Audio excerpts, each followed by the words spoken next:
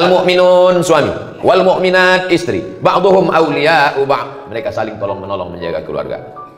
Ya'muruna bil ma'ruf, mengajak anak keluarga berbuat baik. Wa yanhauna 'anil munkar, melarang buat munkar. Kau jangan selingkuh bang, kau jangan dilarikan pelakor, kau jangan buat macam-macam. Ini ku siapkan kain kalau mau pergi, ini baju koko, ini tasbih banyak berzikir, ini sholat jangan sampai tinggal. Kalau bapak dapat istri begitu, disiapkannya kain, baju koko, diingatkannya sembahyang, tinggal di mana, pulang jam berapa, jalan sama siapa, sesungguhnya bapak sudah dikirimkan bidadari surga sebelum bapak mati. Kalau dapat istri model begini, jangan dikubur sebelum meninggal.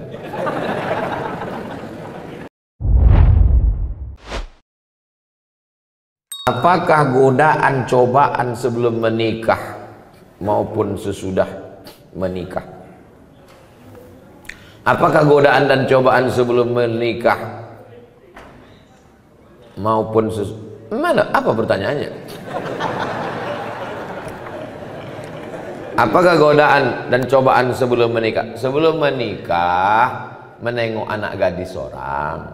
Kalau udah menikah menengok bini orang.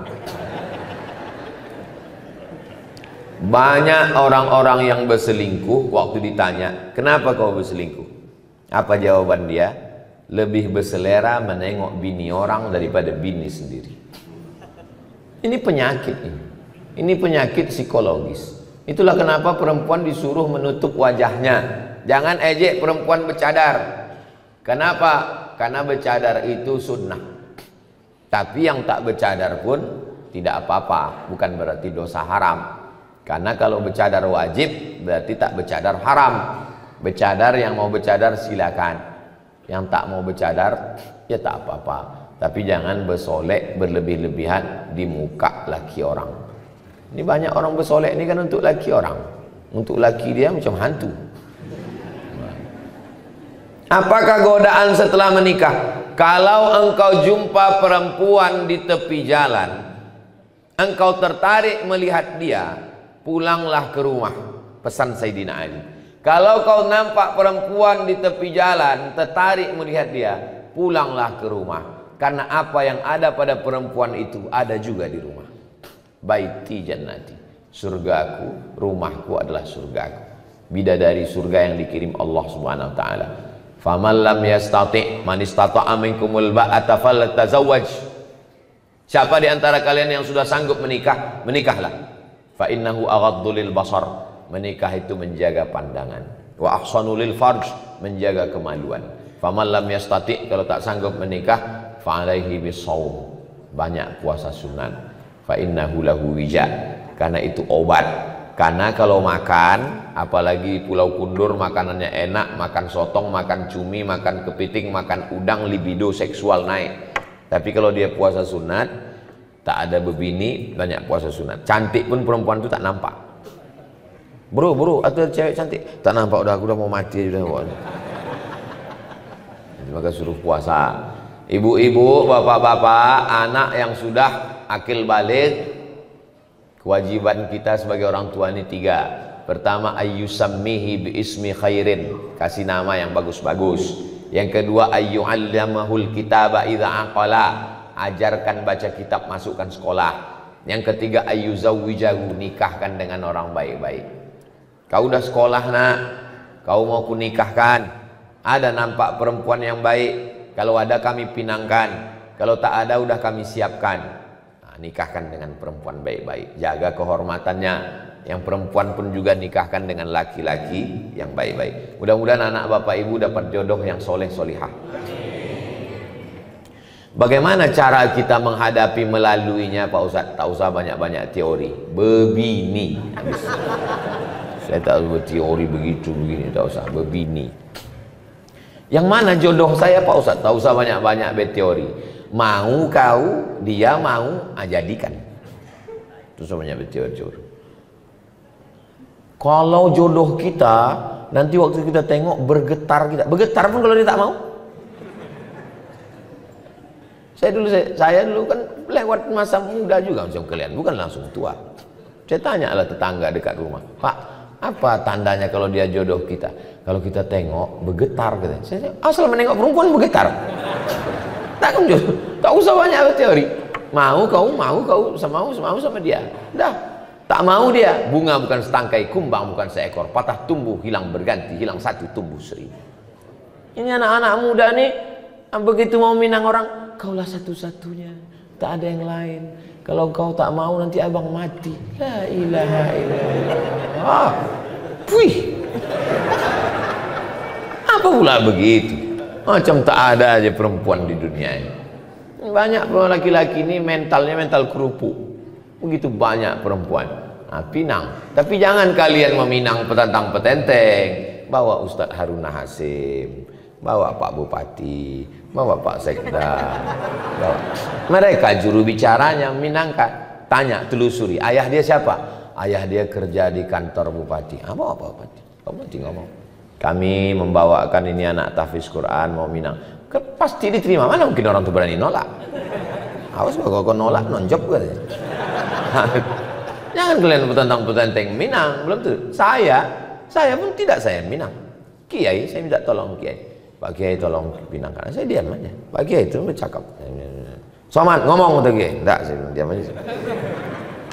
Jangan petantang-petenteng. Jangan saya kalian bawa, saya diterima nanti. Pak Ustadz, jodohnya supaya dapat jodoh terbaik, doanya Pak Ustadz, doa Nabi Zakaria, Rabbi la tazarni fardan wa anta khairul warisin. Rabbi ya Tuhanku, la tazarni fardan, jangan biarkan aku sendirian, wa anta khairul warisin, engkau sebaik-baik pemberi waris.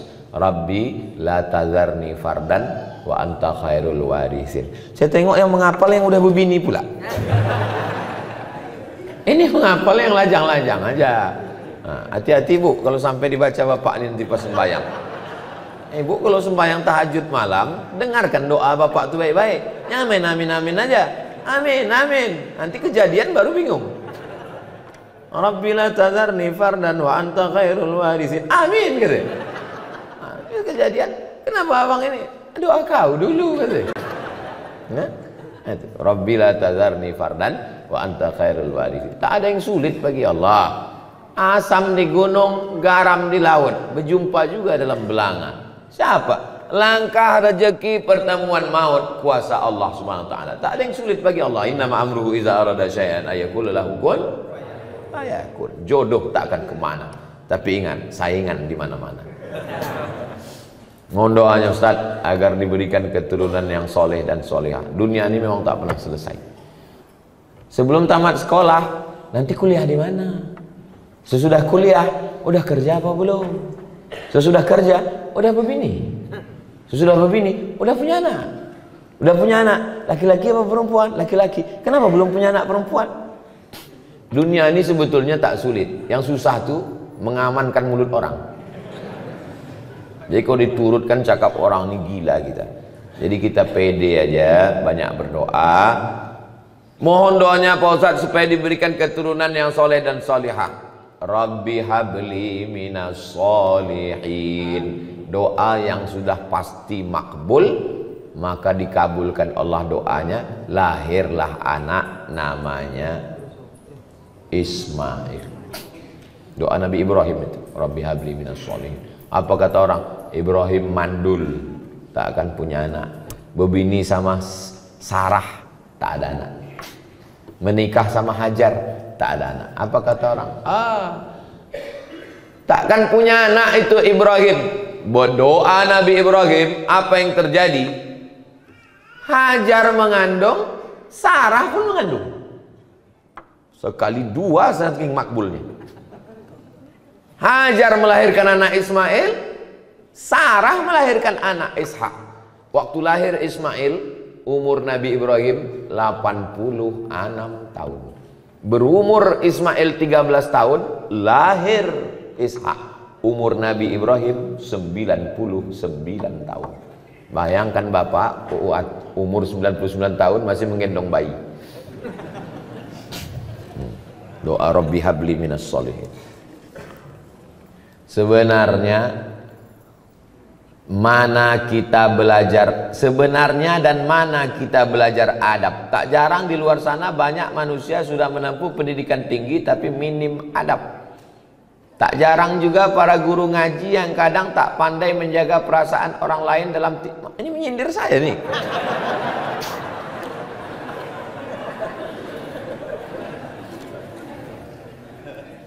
Yang mengajar adab yang pertama kali itu adalah ibu. Ini saya duduk di atas nih. Duduk di atas dikasih kursi ini. Dalam lubuk hati yang paling dalam tetap merasa bersalah. Kau salah Somad, kau salah Somad, kau salah Somad. Kenapa? Karena kecil dulu diajarkan tak boleh duduk di atas kalau ada orang tua di bawah. Sampai udah setua ini pun tetap dia tengiang, tetap nampak wajah almarhum. Tak boleh duduk. Jadi waktu datang tamu duduk di lantai. Kita orang Melayu bentang tikar pandan, duduk tamu di bawah. Saya di atas. Mak tu sudah mengkejip mata udah 2 kali. Saya tak juga turun, balik. Tak boleh bercelana pendek. Saya tak punya celana pendek. Sampai hari ini, kalau diajak orang mandi ke pantai, tetap bercelana panjang. Mandi kolam renang, tetap celana pendek. Tak boleh celana pendek. Kalau bercakap mesti ada ujungnya. Di mana kau sekolah? Di pesantren tu, di pesantren pakcik, di pesantren mak, di pesantren wak. Anak sekarang tak ada ujung. Kelas berapa kau? Kelas 3. Sekolah di mana? SD. Tak ada ujung. Kita dulu ujungnya mesti ada. Kalau jumpa cium tangan, minta doa, minta embus kepala. Diajarkan adab tata krama sopan santun. Habis makan piring bawa ke dapur, dicuci, dicium sebelum diletakkan di rak piring. Adab. Makanya Islam ini adalah agama Islam. Islam kata salam. Salam artinya selamat. Selamat lidah, dari kata kasar selamat. Tak ada gunanya ilmu banyak. Kalau cerita ilmu banyak, yang paling banyak ilmunya google.com. Kalau cerita paling kuat hafalan, yang paling kuat hafalannya youtube.com. Yang paling hebat amalnya sampai masuk ke surga. Pernah dia tinggal di surga, keluar lagi, iblis. Iblis itu pernah di surga. Kita sehebat-hebat kita belum pernah masuk surga lagi. Kata iblis, hebat aku lagi dari kamu, kata iblis. Makanya akhlak.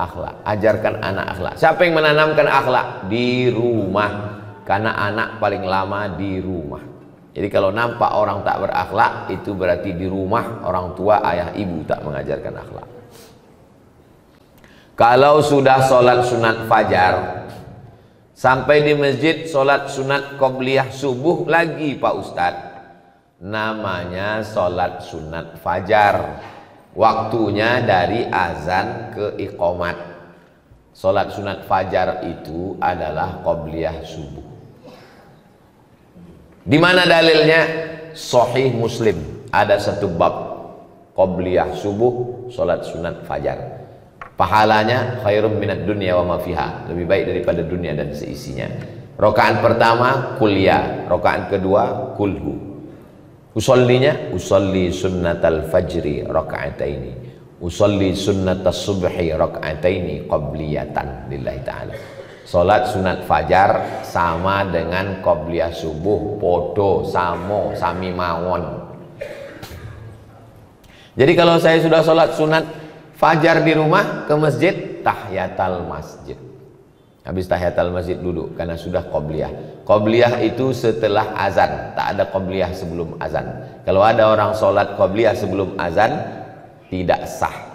Maka setelah azan baru qobliyah. Karena qobliyah setelah masuk waktu sholat. Qobliyah subuh, qobliyah zuhur, qobliyah jumat, qobliyah maghrib, qobliyah isya, semuanya setelah azan. Apa beda sholat sunat fajar dengan sholat qobliyah subuh? Sama. Assalamualaikum Pak Ustaz. Waalaikumsalam. Bagaimana hukumnya orang datang ke masjid, sedangkan ada sebagian mengatakan tak boleh, sedangkan kita mau belajar?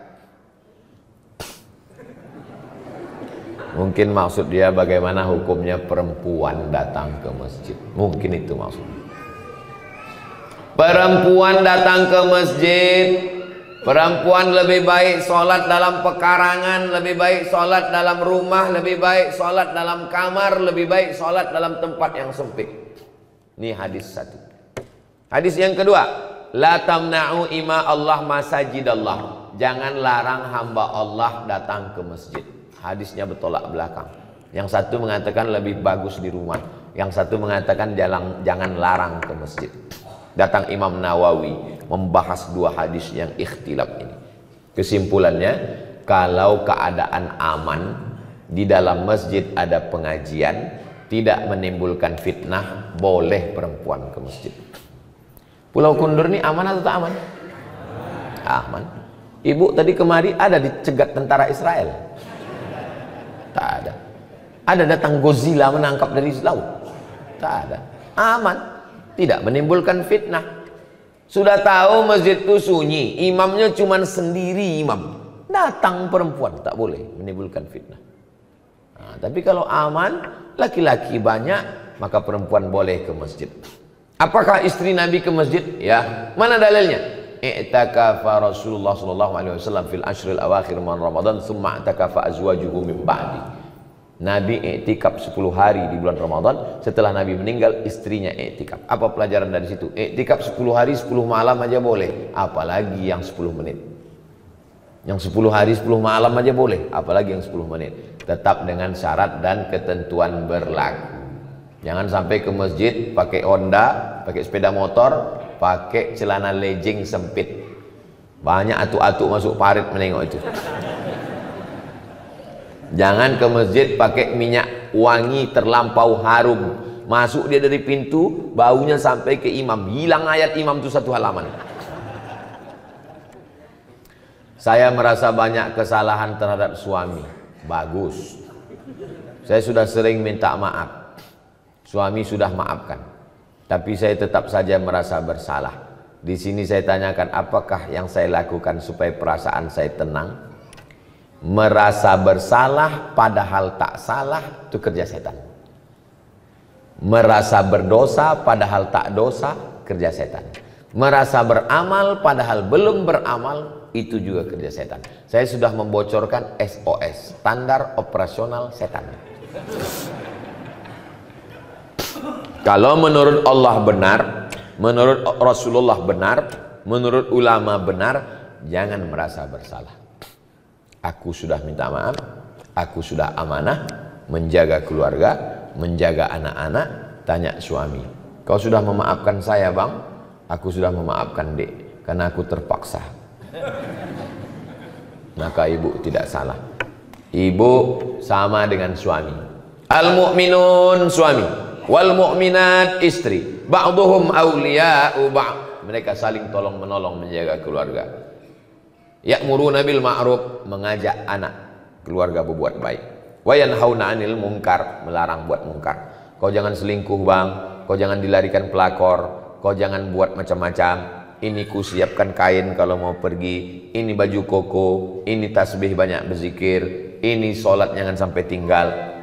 Kalau bapak dapat istri begitu, disiapkannya kain, baju koko, diingatkannya sembahyang tinggal di mana, pulang jam berapa, jalan sama siapa, sesungguhnya bapak sudah dikirimkan bidadari surga sebelum bapak mati. Kalau dapat istri model begini, jangan dikubur sebelum meninggal.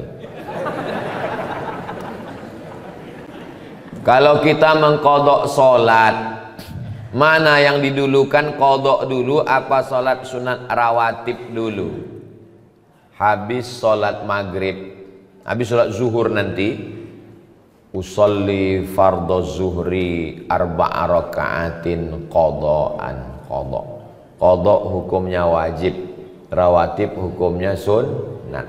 Zakat hukumnya wajib, sedekah hukumnya sunnat. Ketemu yang wajib dengan yang sunat, mana didulukan? Dulukan yang wajib. Tapi kalau saya qadha terus Pak Ustadz, saya tidak ba'diyah lah. Apa pula halangannya qadha? Bukan berat qadha itu. Kita hitung 1 rakaat itu berapa menit. Tunggu ya, paskan dulu detiknya. Allahu Akbar, Allahu Akbar kabiran walhamdulillahi katsiran wa subhanallahi bukratan wa asila wajjahtu wajhiya alladhi fatara as-samawati wal arda hanifan musliman wa ma ana minal musyrikin inna salati wa nusuki wa mahyaya wa mamati lillahi rabbil alamin la syarika lahu wa bidzalika umirtu wa ana minal muslimin. Bismillahirrahmanirrahim. Alhamdulillahirabbil alamin arrahmanir rahim maliki yaumiddin iyyaka na'budu wa iyyaka nasta'in ihdinas siratal mustaqim siratal ladzina an'amta 'alaihim ghairil maghdubi 'alaihim waladdallin amin. Bismillahirrahmanirrahim. Qul huwallahu ahadun lahus samadu lam yalid wa lam yulad wa lam yakul lahu kufuwan ahad. Allahu akbar. Subhana rabbiyal azim wa bihamdi. Subhana rabbiyal azim wa bihamdi. Subhana rabbiyal azim wa bihamdi. Sami Allahu liman hamidah. Rabbana lakal hamdu mil'us samawati mil'ul ardi mil'u ma syi'ta min syai'in ba'du. Allahu akbar. Subhana rabbiyal a'la wa bihamdi. Subhana rabbiyal a'la wa bihamdi. Subhana rabbiyal a'la wa bihamdi.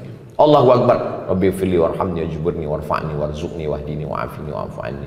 Allahu akbar. Subhana rabbiyal a'la wa bihamdi. Subhana rabbiyal a'la wa bihamdi. Subhana rabbiyal a'la wa bihamdi. Pas 1 menit. 1 menit 1 rakaat. 4 rakaat 4 menit. Tambah ba'diyah 2 rakaat. Cuma 6 menit sholat. Siapa bilang sholat itu berat? Nonton bola 60 menit. Perpanjangan waktu dibohongi pula sama wasit. Kenapa tahan? Scroll 60 menit. Kenapa tahan? Qadha cuma 4 menit tak tahan. Berhasil setan. Apakah saya salah jika saya berpihak kepada mereka yang lemah padahal mereka salah? Udah lemah salah pula lagi. Pula kita berpihak kepada orang yang salah. Betul kata Allah, betul kata Rasulullah, betul kata ulama, lemah dia, kita tolong. Unsur akhaka, tolong saudaraku, zaliman au mazluman, yang zalim maupun yang dizalimi. Kalau yang dizalimi kami tolong, kami tahu cara menolongnya. Yang dizalimi kami tolong. Tapi kalau yang menzalimi, macam mana kami menolongnya? Tahan tangannya. Orang yang mau menzalimi, memukul, menganiaya, tahan tangannya. Begitu cara menolong orang. Tolong saudaramu yang menzalimi maupun yang dizalimi. Jangan diam menengok orang teraniaya. Saya jalan bawa mobil, nyetir sendiri. Saya tengok ada satu anak diletakkan di atas parit. Di atas parit ini ada papan. Anaknya berdiri, dilempar sama 2 orang anak pakai batu. Turun saya dari mobil, saya tengok lama. Saya tengok anak yang dilempar. Habis itu rupanya lama-lama 2 anak ini sadar, ditengoknya saya. Tengoknya saya, ketakutan. Saya bilang, kau berdua bawa ayah kau sini, biar ku pijak batang lehernya. Kalau sekali lagi ketangkapku kau menganiaya, membuli anak-anak ini, habis kalian gua. Saya paling pantang menengok orang, membuli orang. Baik anak-anak maupun orang dewasa. Tak boleh menganiaya orang, tak boleh menzalimi orang. Maka kalau kita menengok ada, walaupun hal kecil remeh-temeh, banyak orang, itu anak-anak biasa. Itu sudah membunuh mental dia. Berapa banyak anak-anak bunuh diri gara-gara mentalnya diejek, diolok, mengadu sama maknya, ngadu sama ayah. Memang begitu anak-anak. Jangan, anak-anak ini mesti kita bela. Anak saya, keponakan saya, itu ditanya. Ada kawan di kelas itu yang ngejek-ngejek, ngolok-ngolok, ada? Tak ada. Kalau ada mengejek, balas. Mana boleh kita balas ejek? Boleh. Disentilnya telinga kau, cabut telinga dia. Yang dibiarkan anak kita dia olok-olok orang. Apakah saya membatasi pergaulan suami? Kalau suami berkawan sama peminum khamar, pecandu narkoba, ibu jangan diam. Jadi bagaimana kami bersikap kalau suami saya nih Pak Ustadz sering berkawan, mabuk-mabuk, sakau-sakau, pecandu narkoba? Sebentar ya.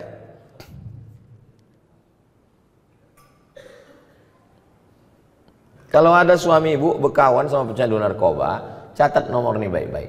0813 11 44 21 93. Nomor BNN. Badan Narkotika Nasional. Sekarang mungkin ibu belum tertarik untuk menulisnya. Tapi nanti kalau ingat, cari ceramah saya di Masjid Hijir Ismail di menit yang pokoknya pas di ujung-ujung pas tanya jawab. Hubungi BNN, suruh tangkap. Karena kalau ibu menasehati, janganlah bang pakai narkoba bang. Oh dia amuknya ibu, tangkap dia. Sesudah tangkap, jenguk. Insya Allah udah menangis darah dia. Biar agak-agak 3 malam. Orang kalau tidak dikasih efek jerah, kalau tidak shock terapi, dia tak akan takut. Nah, mesti begitu. Nanti kalau ada orang yang mengeluh suaminya, suami pecandu narkoba, suami pejudi, suami ini, suami jahat, suami nakal, segala macam. Insya Allah kalau pakai jurus saya ini, gimana suaminya, Bu? Alhamdulillah Pak Ustadz, sudah ditangkap. Tak mampan lagi nasihat zaman sekarang. Bagaimana dengan perempuan yang tidak berjamaah subuhnya tapi mau melaksanakan sholat sunat isyraq di rumah? Di rumah itu usahakan ada namanya musolla al-bait.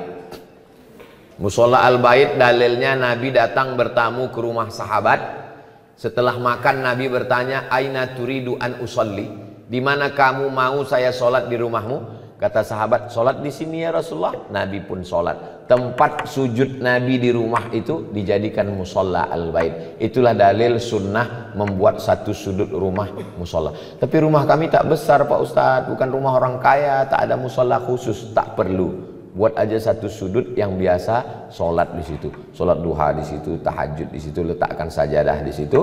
Maka menurut mazhab Hanafi, musolla al-bait, perempuan boleh iktikaf di situ. Laki-laki tak boleh. Laki-laki mesti di masjid. Perempuan yang berat, ada anak kecil, kesulitan, kesusahan, dia boleh iktikaf di situ dan dia boleh sholat sunat isyraq. Ya bagi yang berat. Karena sholat sunat isyraq mesti di masjid. Oke, dia sholat di situ. Habis itu dia berzikir baca Quran sampai masuk waktu jam 6.11. Habis itu baru dia selanjutnya ada aktivitas-aktivitas. Hilang pula pertanyaan yang tadi yang kertas itu dia. Saat ini saya sedang dilema, sudah lama menantikan momen pencerahan dari Ustadz. Saya merupakan salah satu anggota dari orang Islam. Suatu ketika terdengar kabar tak sedap bahwa atasan kami melakukan sebuah tindakan kemungkaran, memakai uang umat untuk hal pribadi, tapi adanya musyawarah. Sampai suatu hari kami beberapa anggota yang dapat dipercaya melakukan interogasi. Akhirnya memang terkuak bahwa dia menggunakan uang untuk keperluan pribadi tanpa ada campur tangan dari pihak bahkan keluarganya tak tahu menahu. Saat itu pula secara tak langsung kami bilang kepada dia agar seharusnya uang itu diganti, namun dia malah berdalil ini seakan-akan enggan untuk mengganti. Alasan lain kenapa kami enggan untuk melaporkan ini kepada pihak adalah alasan keluarganya takut menanggung malu akibat dari perbuatannya, juga untuk menjaga citra baik agama Islam. Mulai saat ini saya secara pribadi sudah benci dengan dia.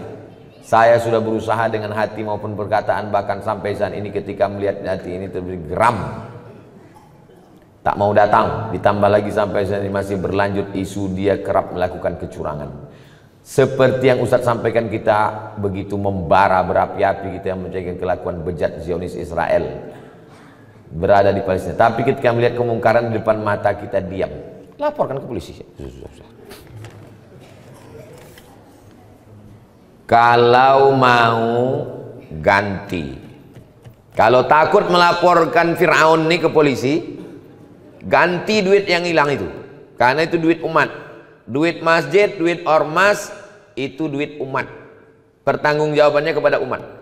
Kalau tak mau melaporkan dia karena menjaga nama baik, ganti duit itu. Tapi kalau tak sanggup mengganti, lapor ke polisi. Akan disita barang dia untuk mengganti duit itu. Ustadz, sekretaris kita memakai duit. Melaporlah wakil saya ke saya. Dekat rumah emak saya ketua, ini wakil saya, sekretaris memakai. Berapa dipakainya? 45 juta. Saya bilang, lapor ke polisi, penjarakan dia. Malulah kita Pak Ustadz, begitu begini, nanti kami ini. Pergi saya ke kamar, saya ambil duit. Ini 45, masukkan ke kas, mengganti si hantu belau setan laknatullah alaih. Keluarkan dia dari pengurus, jangan masukkan lagi. Kalau mau, ganti pakai duit pribadi. Kalau tidak, laporkan ke polisi. Jangan diam. Kalau takut melaporkannya, laporkan ke saya. Nanti datang, jumpai saya. Biar saya melaporkan ke Pak Kapolres. lengkap dengan KTP semuanya. Biar saya melaporkan ke Pak Kapolres. Biarlah saya terlambat pulang nanti agak 1 jam. Yang didiamkan. Kenapa didiamkan? As-sakitu 'anil haq, diam melihat kemungkaran, setan akhras, setan bisu. Di dalam Islam ini ada namanya akhlak, tapi juga ada namanya hukum. Pencuri, as-sariqu was-sariqatu faqta'u aydiyahuma, potong tangannya. Pezina, az-zaniyatu faz-zani fajlidu kulla wahidin minhuma mi'ata jaldah, cambuk 100 kali kalau belum berbini. Kalau sudah berbini, farjumuhumal battah, lempar batu sampai mati. Islam ini bukan cuma akhlak, Islam ini ada hukum. Untung syariat Islam tak dilaksanakan. Kalau dilaksanakan syariat Islam tak betangan, kau bilang. Masih syukur aku masih mau pakai hukum polisi, kau cuma di penjara. Apa pula malu kepada agama Islam? Ini buktinya dia terus melakukan kecurangan. Ini kertas-kertas ini saya simpan, saya bawa balik. Karena kalau tak saya bawa balik, tinggal di sini tanya, tulisan siapa tadi itu? Mudah-mudahan Allah menjaga kita semua insyaallah. Ala hadhihi niyyah al-Fatihah. A'udzubillahi minasyaitonirrajim. Bismillahirrahmanirrahim. Alhamdulillah rabbil alamin arrahmanir rahim maliki yaumiddin. Iyyaka na'budu wa iyyaka nasta'in. Ihdinas shiratal mustaqim. Shiratal ladzina an'amta 'alaihim ghairil maghdubi 'alaihim waladdallin. Amin. Allahumma shalli ala sayyidina Muhammad wa ala ali sayyidina Muhammad. Ya Rabbi bil Mustafa balligh maqasidana waghfir lana ma madha ya wasi'al karami.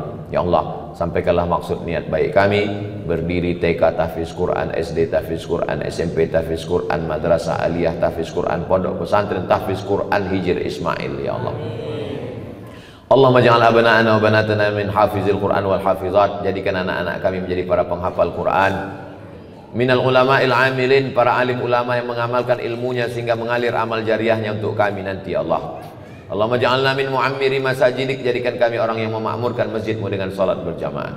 Allahumma ja'al hadzal balada baladan amina, jadikan Pulau Kundur negeri yang aman dan damai, baldatun thayyibatun wa rabbun ghafur. Rabbana fir lana dzunubana, ampunkan dosa kami, wali abaina, ayah kami, wali ummahatina, ibu kami, wali azwajina, pasangan hidup kami, wali man hadarana, semua yang hadir di majelis ini, wali man syarakana, saudara-saudara kami yang mengikuti melalui streaming kajian, berikan kami semuanya kebaikan dunia akhirat. Allahumma rzuqna rizqan halalan thayyiban mubarakan fih, berikan kami rezeki supaya kami dapat berinfak, beramal, bersedekah. Jadikan anak-anak kami anak-anak yang baik, yang menolong agamamu nanti, mujahid fi sabilillah. Rabbana atina fid dunya hasanah wa fil akhirati hasanah wa qina adzabannar. Wa sallallahu ala sayyidina Muhammad wa ala alihi wasallam. Walhamdulillahi rabbil alamin. Taqabbalallahu minkum minna wa minkum taqabbal.